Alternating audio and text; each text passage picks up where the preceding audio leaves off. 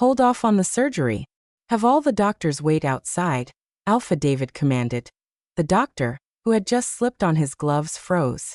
Alpha David, Miss Serena's burns are severe. There are traces of wolfsbane in her system, preventing her natural healing. If we don't act now, if we don't detoxify and operate, she won't just be disfigured. She could lose her wolf completely. If that happens, she'll be wolfless, vulnerable, and ruined. Alpha David cut in with a cold chuckle. If she's ruined, so be it. I was barely conscious, my body a wreck of seared flesh and excruciating pain. But my hearing was sharp. And the way he said it, so indifferent, so final, made my stomach churn harder than the wolfsbane had. A pause. Then my mother spoke, her voice hesitant. David, Serena is too gravely injured to participate in the beta selection tomorrow. Maybe we should. Should what? His voice turned sharp. Let her recover? Give her a chance to fight back? No. If she can't be beta, she'll find ways to sabotage Becky. You know how Serena is: vain, competitive, selfish. Leaving her half dead, wolfless, and helpless is the only way to stop her from bullying Becky. Vain. Selfish, that's what he thought of me. Alpha David exhaled, then, with a tenderness so grotesquely out of place, he dipped a swab into water and gently pressed it to my cracked lips. The contrast made me want to retch. Ella, this is for your own good. You need to learn humility. My mother sighed, then turned to the doctors. Just relieve her pain. Clean her burns lightly. Don't let her suffer too much. Suffer too much. My breath came in ragged gasps, my chest rising and falling in a painful rhythm. No one noticed how violently I trembled beneath the blankets, as if a blade had pierced my heart and pinned me to the bed. The fire hadn't been an accident. The wolfsbane wasn't a coincidence. It had been him. It had always been him. And my mother, my own mother, had helped. Outside, they stood talking about me like I wasn't even here. It's for the best, Alpha David murmured, more to himself than to anyone else. I promised Becky she'd be beta. I won't let anyone stand in her way. The numbness in my limbs couldn't stop the fire of hatred igniting in my heart, that I had loved this man. The mate the moon goddess had chosen for me. The one I thought would fight beside me, protect me.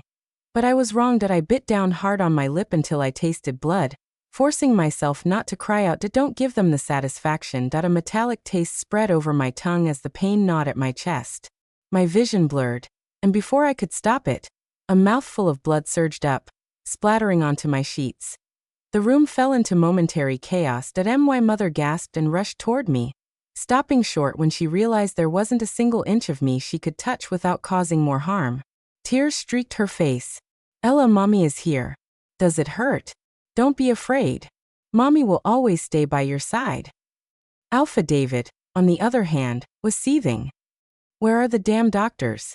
If anything happens to my Luna, this hospital will cease to exist. The doctors, already in on the scheme, fumbled for an excuse. Alpha David, they're on their way. There was a traffic accident. The car is stuck. They won't arrive until tomorrow at the earliest. Alpha David didn't even let him finish before he kicked the man out of the room with a growl.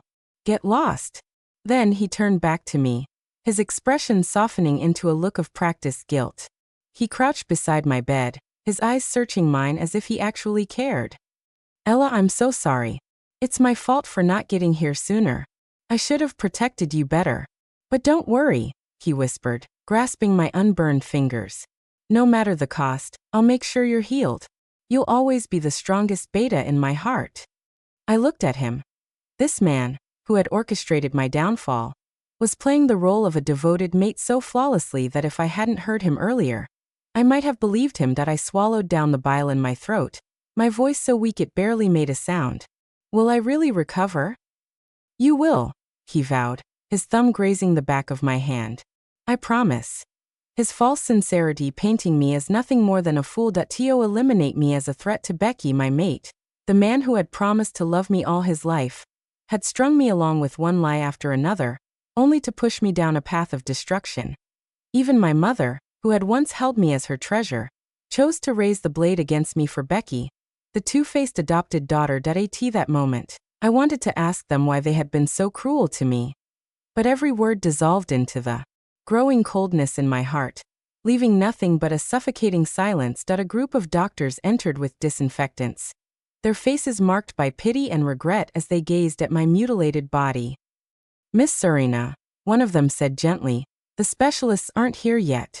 We'll just do some basic disinfection for now. Please bear with it. The moment the disinfectant touched my burns, agony ripped through me like lightning. My fragile veins, still weakened by wolfsbane, burst under the treatment. Blood and pus seeped through the sheets, the sharp, acrid scent filling the air. My mother let out a strangled sob, her hands trembling violently as she covered her mouth. Alpha David clenched his fists, his knuckles turning white, his red-rimmed eyes making it look as if he were the one in pain. Their performances were flawless. But I saw the truth.